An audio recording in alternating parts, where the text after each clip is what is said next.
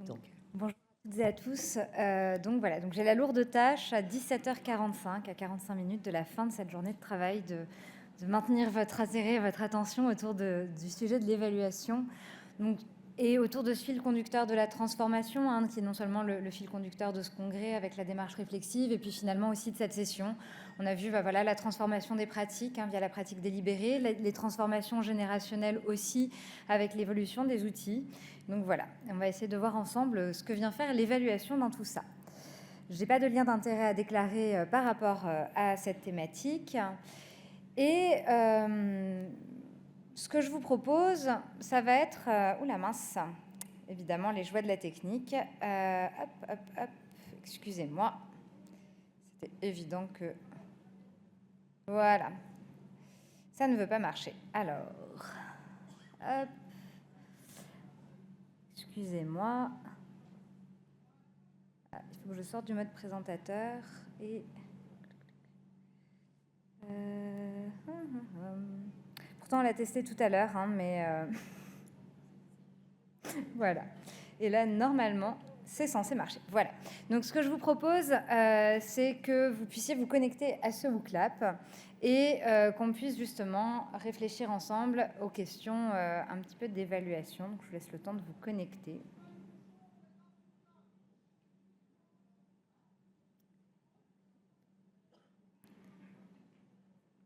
Dans tous les cas, normalement, sur les questions suivantes.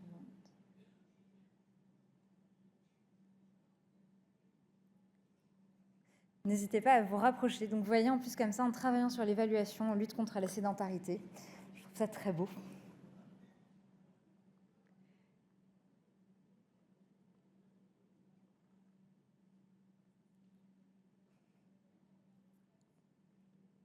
Ça permet de voir que nous sommes nombreux et nombreuses sur cette thématique. Dans tous les cas, je pense que sur la diapo suivante, normalement, il y aura le code d'affichage. Alors, le grossir, je peux essayer, mais il n'a pas l'air de vouloir. J'augmente le zoom, mais je pense que là, on atteint les limites de la technique pour ce soir. Alors, je pense que sur la diapo suivante, éventuellement, il y aura un code d'accès. Voilà. Sinon, vous pouvez vous connecter directement avec le code qui va apparaître sur la diapo là. Et donc, du coup, justement, on le disait, voilà, pour moi, je trouve que c'est toujours intéressant de partir de cette question-là, déjà. Quand je vous parle d'évaluation, qu'est-ce que vous en pensez? Qu'est-ce que vous ressentez? Alors, ce n'est pas la réponse que je reçois habituellement en premier, mais ça me fait très plaisir de la lire. Stress revient souvent beaucoup plus tôt.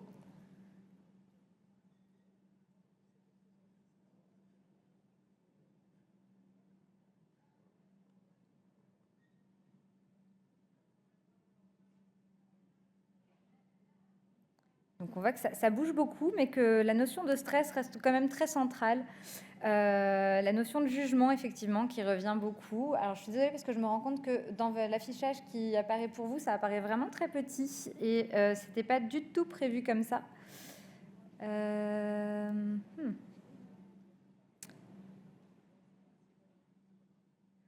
Mais je vous le commenterai en direct et éventuellement je le mettrai à disposition ici. Donc on voit qu'il y a effectivement souvent cette conception autour de l'évaluation qui est plutôt associée à quelque chose de stressant, à la notion de jugement et qui, dans la culture française, le jugement n'est pas forcément associé à quelque chose de très neutre, c'est même plutôt associé à des perceptions assez négatives. Et on voit quand même en parallèle que l'évaluation, et ça, je pense qu'on voit ici votre culture professionnelle aussi en tant que formateur de CESU, c'est quand même associé à cette notion de progression, d'amélioration. Et donc ça, on va le voir, on est vraiment effectivement toujours en tension un petit peu entre ces deux aspects-là. Et ce que je ne vois pas forcément ressortir ici, mais c'est en général, en tout cas moi dans mon équipe, quand je sors le mot évaluation, j'ai un peu une soupe à la grimace des formateurs qui trouvent ça surtout un petit peu pénible, un petit peu fastidieux et pas très très amusant à faire. Et du coup, l'autre question, c'est parce que cette évaluation, quand est-ce qu'on la fait? Quand est-ce qu'on évalue selon vous? Si jamais vous pouvez actualiser normalement, et en actualisant, vous avez la nouvelle question qui apparaît.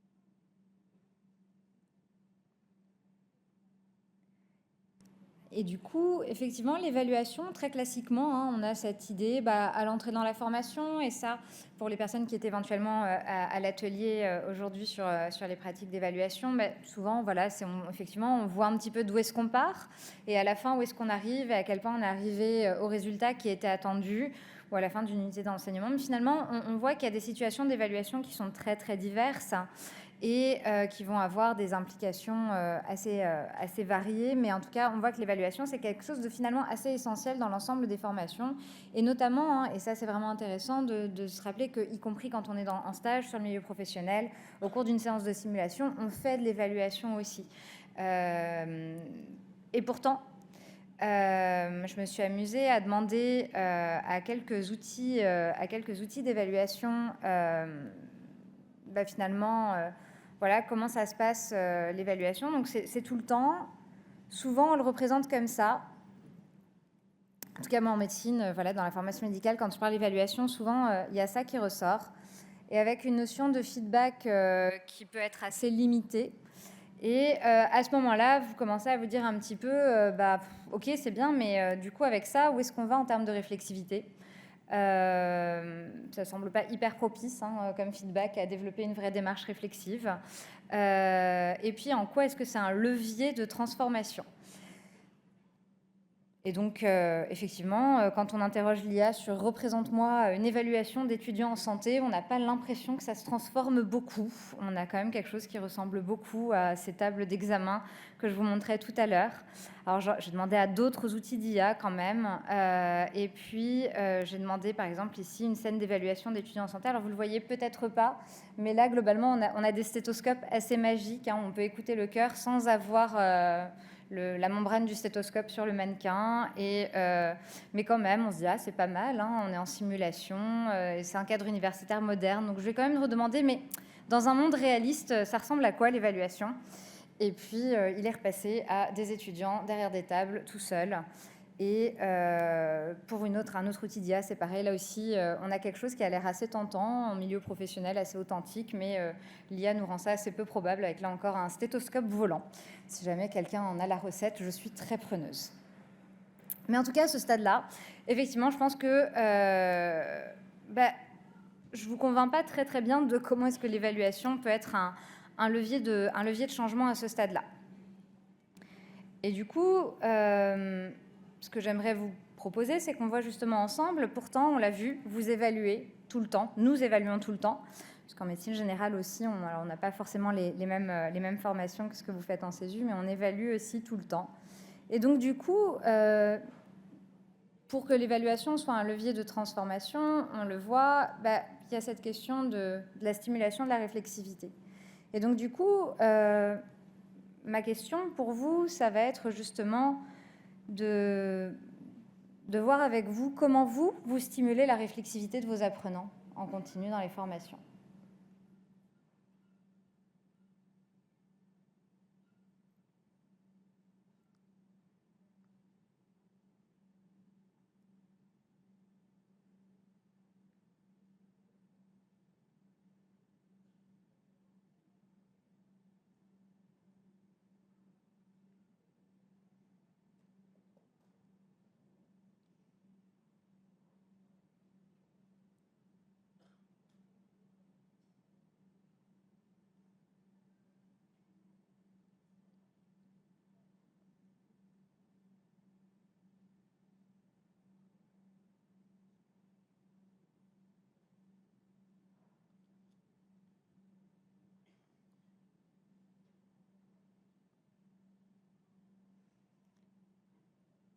En tout cas, il y a deux mots-clés qui ressortent et qui sont indissociables l'un de l'autre, puisque finalement, lors d'un débriefing, on procède effectivement à beaucoup de questionnements des étudiants pour favoriser une auto-évaluation qui va permettre justement cette démarche réflexive. Et finalement, ce qui est intéressant là, parce que vous pourriez me dire, oui, mais finalement, des questions à choix, là, ces fameuses épreuves à QCM, on pose des questions aussi, on est dans du questionnement. Mais on le voit bien, c'est la richesse de la rétroaction qui accompagne ces questionnements et l'accompagnement qui va avec, qui permet de stimuler la démarche réflexive ou pas, et d'avancer. Et donc, effectivement, on est dans quelque chose qui va être très exploratoire et très dans l'accompagnement. Et au final, en fait, quand on procède comme ça, on est en plein dans l'évaluation. Parce que l'évaluation, c'est vraiment, on va recueillir des informations en lien avec les apprentissages des étudiants et on va les interpréter. Et puis, par rapport à ce qu'on attend en termes d'apprentissage, on va dire, OK, ça correspond à ce que je voulais. Ou bien on n'y est pas encore, ou alors voire même, là, les apprentissages ont progressé même plus vite, plus loin que ce que je m'attendais à avoir. Mais donc tout ça, en fait, c'est évaluer. Évaluer, c'est mesurer un petit peu où en sont les apprentissages. Et on prend une décision. Cette décision, elle est souvent entendue comme validée, pas validée. Mais ce n'est pas forcément ça. Une décision, c'est aussi, par exemple, quelle rétroaction on va formuler, quelle prescription pédagogique on va pouvoir proposer à nos apprenants, quelle activité d'apprentissage supplémentaire ou ultérieure on va pouvoir apporter. Donc tout ça, c'est des décisions. Et donc, c'est là qu'on y revient. On l'a vu, il y a un enjeu pour la transformation des pratiques à stimuler la démarche réflexive des apprenants. On a vu qu'il y avait des approches d'évaluation qui étaient plus ou moins propices à pouvoir développer la démarche réflexive des étudiants. Et en fait, il faut garder en tête que dans les cursus, alors dans les formations en CESU, c'est un petit peu moins présent parce qu'on leur demande un petit peu moins d'être derrière les bouquins. Mais dans tous les cas, y compris dans les formations très professionnalisantes, ce qu'il faut garder en tête, c'est que c'est l'évaluation qui va guider la façon dont les étudiants apprennent. On peut faire les meilleures activités d'apprentissage possibles. Si l'évaluation derrière, c'est une épreuve par QCM sur table où à la fin, on a une note et un classement, les apprenants, ils vont surtout se mettre en posture de pouvoir apprendre pour répondre de façon juste à leurs questions à choix. Et donc, tout l'enjeu, il est justement qu'on puisse construire toute notre évaluation au cours des cursus, de sorte à ce que réviser pour les examens, ou en tout cas réussir sa formation, ça corresponde à ce qu'on attend comme apprentissage. Et donc, cet élément, il est aussi important à avoir en tête parce que ça va pouvoir expliquer pourquoi, quand on est justement, y compris dans ces formations continues professionnalisantes pour les apprenants que vous avez, vous, dans les CESU, pourquoi est-ce que parfois c'est très difficile aussi de les mettre dans une vraie posture d'apprentissage, de les ouvrir à une démarche réflexive. Et il y a un enjeu à créer une vraie sécurité, en fait, avec un vrai contrat pédagogique avec ces apprenants et d'être dans une approche de l'évaluation qui est vraiment à leur service, au service de leurs apprentissages et pas au service d'une décision sanctionnante qui pourrait être mal vécue. Et parce qu'effectivement, quand on a passé 3, 4, 10 ans à être évalué d'une façon extrêmement performative, c'est assez difficile de s'ouvrir à une démarche réflexive. Et donc, notre clé, elle est donc effectivement, et c'est en ça que l'évaluation, elle est une clé de transformation dans les formations, et en favorisant des outils qui vont vraiment être authentiques, qui vont être le plus proche possible de la réalité des pratiques, on va être beaucoup plus performant dans les apprentissages. Et là, c'est votre avantage vraiment en tant que formateur en CESU, c'est que justement, il y a cette place extrêmement importante aux activités pédagogiques authentiques et les plus proches possibles de la pratique visée. Là où ça peut être important, c'est d'expliciter auprès des étudiants que justement, on est dans une approche d'évaluation formative, constante, d'être explicite sur qu'est-ce qu'on évalue, sur comment c'est évalué, et de conclure avec eux cette forme de contrat évaluatif qui va pouvoir aussi permettre de changer la culture évaluative et changer les comportements d'apprentissage des professionnels de santé et favoriser une transformation des pratiques qui soit plus favorable. Le dernier point sur lequel je voudrais finir, c'est que si on parle du coup, on a vu que l'évaluation, elle est souvent perçue d'une façon qui peut être assez négative, alors même qu'on évalue tout le temps et qu'en fait, c'est absolument essentiel aux apprentissages.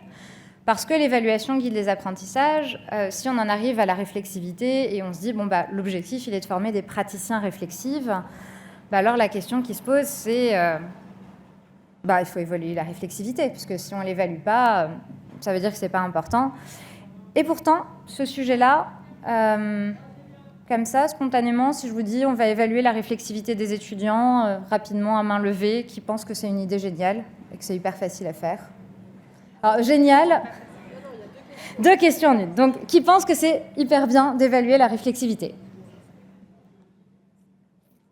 Quand même une large majorité. Et qui pense que c'est facile? Et c'est là que ça coince, effectivement. Et pourquoi est-ce que c'est pas facile d'évaluer la réflexivité? Parce qu'en fait, on va être dans une forme de balance où, à la fois, effectivement, évaluer la réflexivité, on se dit, c'est super, on va pouvoir justement faire une mesure, apporter un feedback à l'étudiant, l'aider à progresser, et on se situe dans, justement, l'évaluation comme support d'apprentissage, ce qu'on appelle le assessment as learning. Mais en même temps, et ça c'est vraiment souvent soulevé, mais du coup, en termes éthiques, est-ce que c'est très éthique de dire à un étudiant que sa démarche réflexive, voilà, d'obliger un étudiant à ouvrir sur un processus et dans quelles conditions de sécurité dans ce cas-là? Est-ce qu'il n'y a pas des biais d'évaluation aussi, hein? Est-ce que l'évaluateur évalue vraiment la réflexivité? Est-ce que c'est autre chose qui est évalué? À quel point est-ce que c'est authentique? Il y a certains auteurs qui parlent même du zombie réflexif, où en fait, il y a justement... On expose aux apprenants qu'est-ce qu'on attend, qu'est-ce qu'on veut dire par approche réflexive. Et donc, il y en a des étudiants qui se mettraient dans une sorte de fausse démarche réflexive où ils nous donneraient un petit peu qu'est-ce qu'on attend, nous, en tant qu'évaluateurs, mais sans réellement entrer dans une démarche approfondie. Et du coup, ça pose aussi la question de l'impact motivationnel. Est-ce qu'on a envie que les apprenants ils soient réflexifs parce qu'en fait, c'est évalué et puis qu'on prend des décisions avec des enjeux élevés dessus? Ou est-ce qu'on a envie qu'ils engagent une démarche réflexive parce qu'ils en perçoivent la valeur pour leur pratique? Et donc ça, c'est vraiment des questions qui sont extrêmement importantes. Et c'est pour ça que ce n'est pas forcément quelque chose de complètement bien tranché dans la littérature. En tout cas, ce qui est tranché, c'est que c'est important de pouvoir l'accompagner, que c'est important de pouvoir la stimuler, cette réflexivité, via les outils d'évaluation qu'on propose. Et ça, c'est vraiment un critère de qualité des outils d'évaluation. Un bon outil d'évaluation, c'est un outil qui va stimuler la démarche réflexive. Et ça, il faut vraiment que ça soit au cœur de nos préoccupations en tant que formateurs.